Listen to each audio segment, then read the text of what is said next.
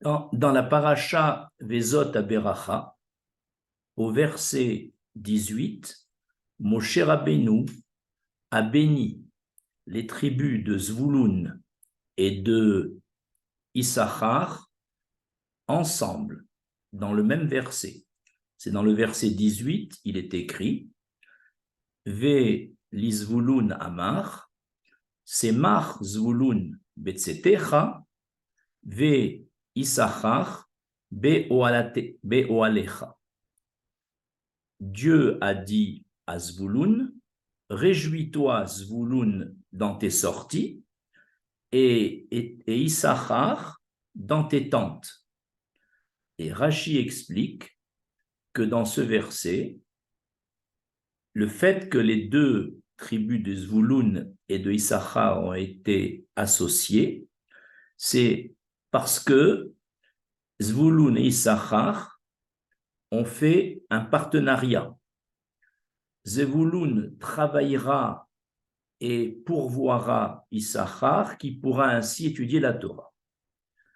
Comme dit Rashi, Zvouloun habitera au bord de la mer, partira avec ses navires pour faire du commerce et s'enrichir, afin de subvenir aux besoins de Issachar, qui pourra ainsi s'adonner sans souci à l'étude de la Torah dans les tentes. C'est pourquoi la Torah a mentionné, dit Rashi, d'abord Zvouloun et ensuite Issachar, parce que la Torah d'Issachar n'existe que grâce au travail de Zvouloun. Ce verset cité et le commentaire de Rashi suscitent trois questions. La première question, dans ce partenariat entre Zvouloun et Issachar, qui des deux a le plus grand mérite? Celui qui pourvoit aux besoins financiers ou celui qui étudie la Torah grâce à son partenaire? Pour répondre à cette question, a priori, comme le précise Rashi, c'est Zvouloun qui a plus de mérite que Issachar, du fait qu'il est cité en premier dans le verset. Parce qu'en effet, sans les efforts de Zvouloun dans ses activités commerciales, Issachar n'aurait pas pu être dans les tentes, étudier tranquillement la Torah. Il aurait été obligé, Issachar, d'être à la recherche de sa parnassa, ce qui lui aurait laissé moins de temps pour s'investir dans l'étude. Ainsi, le commentaire de Rashi où Zvouloun a priorité sur Issachar peut s'expliquer d'une part parce que Zvouloun est cité avant Issachar, et aussi d'après le principe bien connu, Gadol Amerasé min Arasé, c'est-à-dire min Arosé, c'est-à-dire que celui qui fait faire une action, une bonne action à quelqu'un, a plus de mérite que celui qui fait cette bonne action. Par exemple, un gabaï qui va aller de porte en porte pour ramasser de l'argent pour distribuer aux pauvres, eh bien, aura plus de mérite que les généreux donateurs qui lui ont fourni les fonds pour la caisse des pauvres. Gadol Amerasé min Arosé. Eh bien, de même ici, Zvouloun qui a permis l'étude de la Torah à Issachar a donc naturellement plus de mérite. D'ailleurs, même dans la bénédiction que Yaakov a adressée à Zvouloun et à Issachar, Zvouloun est cité également avant Issachar.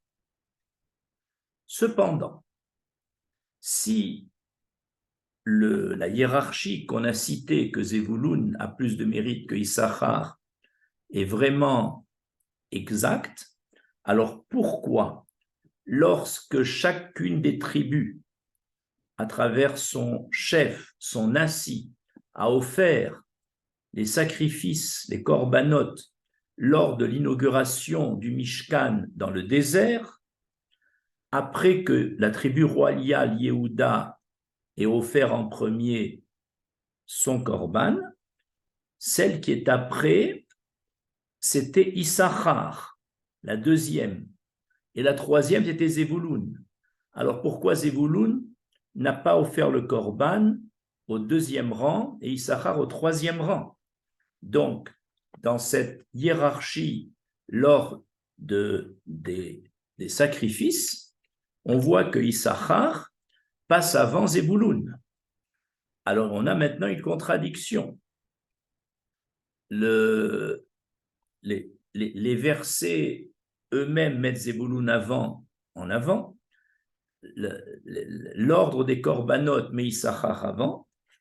Pour lever cette contradiction apparente, il faut noter que dans la Torah, dans l'étude de la Torah, contrairement aux autres commandements, il y a deux aspects, deux fondements par rapport au limud à Torah, à l'étude. Premièrement, il y a l'étude personnelle de chacun. Chacun et chacun doit se transformer, s'améliorer, se rapprocher de l'Éternel en étudiant la Torah et en l'intégrant. Mais il y a un deuxième aspect, c'est que chacun a le devoir de participer à l'augmentation de la Torah étudiée dans le monde, de l'augmentation de sa diffusion, parce que l'existence du monde dépend du développement de l'étude de la Torah. Ainsi, puisque la Torah a ces deux aspects, on comprend que lorsqu'on dit que Zivouloun a plus de mérite que Issachar, c'est parce que Zivouloun, par son action, son travail et le renoncement de ses biens en faveur de Issachar, a fait en sorte que la Torah se développe dans le monde. Mais sur le plan de son étude personnelle, c'est le contraire. C'est Issachar qui a étudié, qui a intégré, qui a fait des efforts pour la Torah, alors c'est lui qui sera supérieur. Donc, finalement, puisque l'étude de la Torah a deux aspects, Zvouloun est donc supérieur à Issachar sur le plan du développement de la Torah dans le monde, puisque lui, il aide à ce développement. Mais sur le plan de l'étude personnelle, de la mitzvah d'étudier la Torah, c'est Issachar qui a fait ce travail, et c'est Issachar qui a plus de mérite que Zevouloun. Finalement, les deux aspects mentionnés dans la Torah existent ensemble.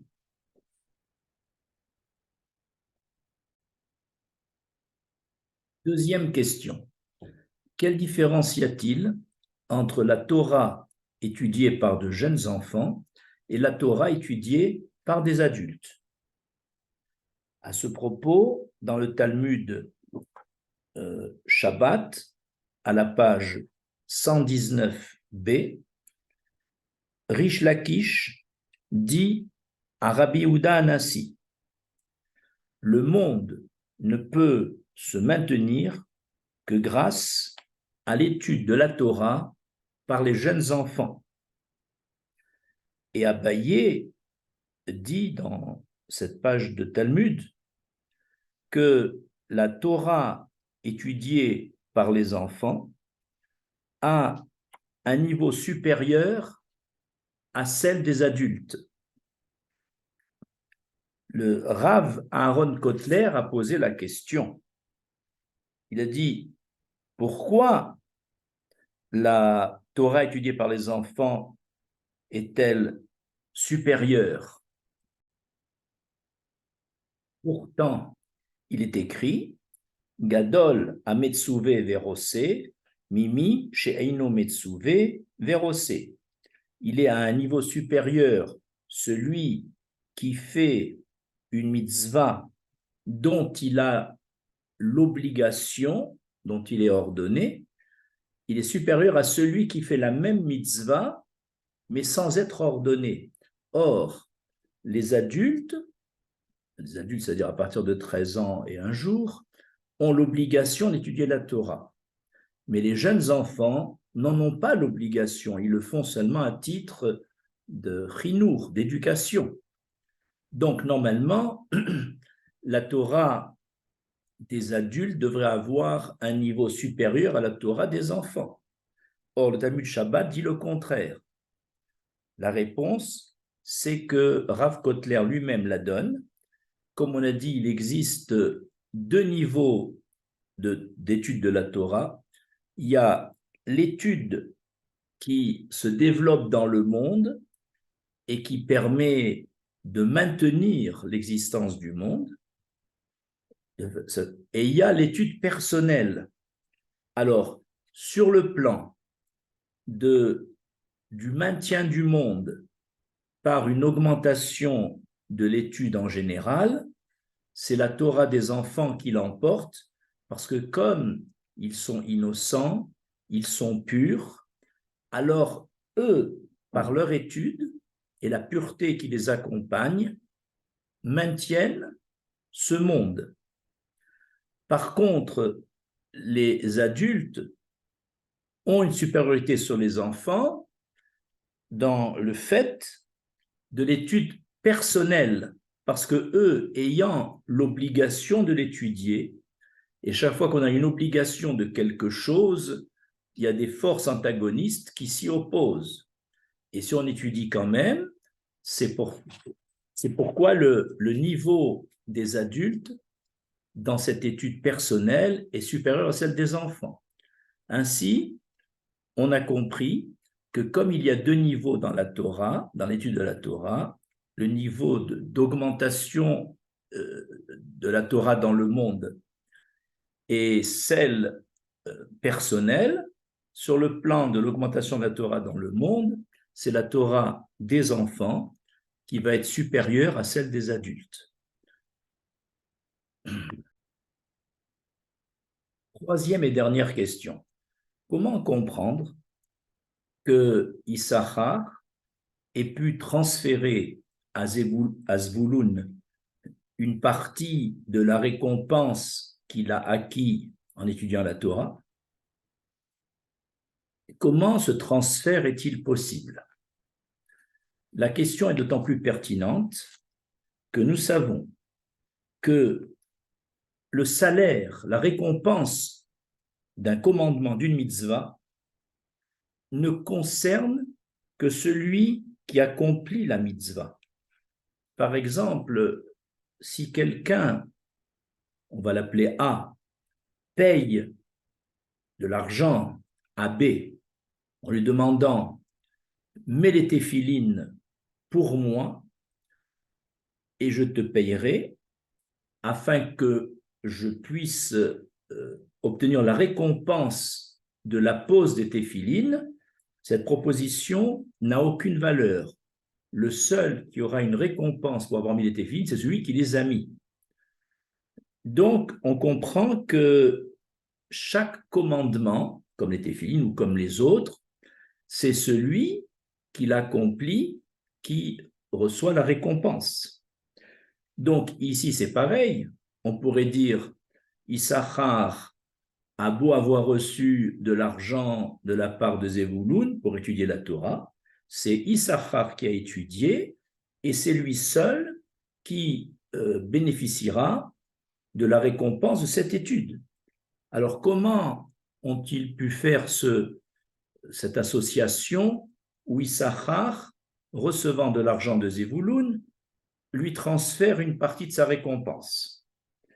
Pour répondre à cette question, il faut lire ce que dit le Rama dans Yoredea au chapitre 246, au début. Il est écrit: si un homme se tourne vers un ami et il lui propose, un ami qui étudie la Torah, il lui dit: voilà, je te donne telle somme d'argent et toute l'étude que tu viens d'effectuer dans l'année précédente, tu m'en réserves une partie dans mon capital. Eh bien, cette proposition n'a aucune valeur. Pourquoi? Parce que la Torah qu'a étudié ce Talmid Racham l'an dernier a été son étude personnelle et a fait partie de l'étude dans le monde. Donc, une fois que cette étude est déjà dans le monde, lorsque je lui paye pour récupérer une partie, je n'augmenterai rien à cette étude. Donc, je ne peux faire cette proposition. Par contre, si je fais la nouvelle proposition, l'étude que tu vas faire à partir de cette nouvelle année, je te paye tant et qu'une partie de cette étude me soit réservée comme récompense pour moi, là, la proposition tient. C'est un peu la proposition des Zevouloun et Issachar. Pourquoi? Parce que la Torah que va étudier cette personne, va étudier, mais il n'a pas encore étudié, n'est pas encore dans le monde. Donc, je participe en le payant à l'augmentation de la Torah dans le monde. Parce qu'en lui donnant de l'argent, il va le faire avec moins de soucis, avec plus d'intensité, et donc sa Torah va être augmentée, sa Torah dans le monde va être augmentée et en quantité et en qualité.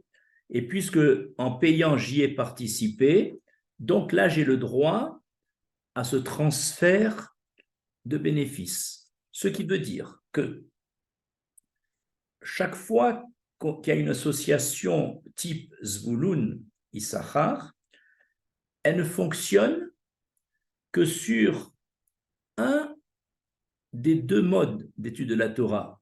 On a toujours dit qu'il y a le mode propagation de la diffusion de la Torah dans le monde et il y a l'étude personnelle. C'est sur le domaine de l'augmentation de l'étude de la Torah dans le monde qui participe au maintien du monde, là, je peux faire une transaction, échange d'argent contre la récompense de la Torah. Parce qu'il s'agit ici je participe à la première partie, l'augmentation de la Torah dans le monde. Mais sur l'autre plan de l'étude personnelle, on ne peut pas enlever à Issachar son salaire personnel, parce que son salaire, comme celui de Téphiline, ne lui est réservé qu'à lui. Donc, la seule partie transférable dans l'étude de la Torah, c'est la facilité que va avoir Issachar de gagner en qualité et en quantité dans son étude, donc de développer la Torah dans le monde par cette facilité, et ça, c'est transférable. C'est comme ça qu'on explique la possibilité de transfert de la récompense de Issachar vers Zebouloun. Je vous remercie.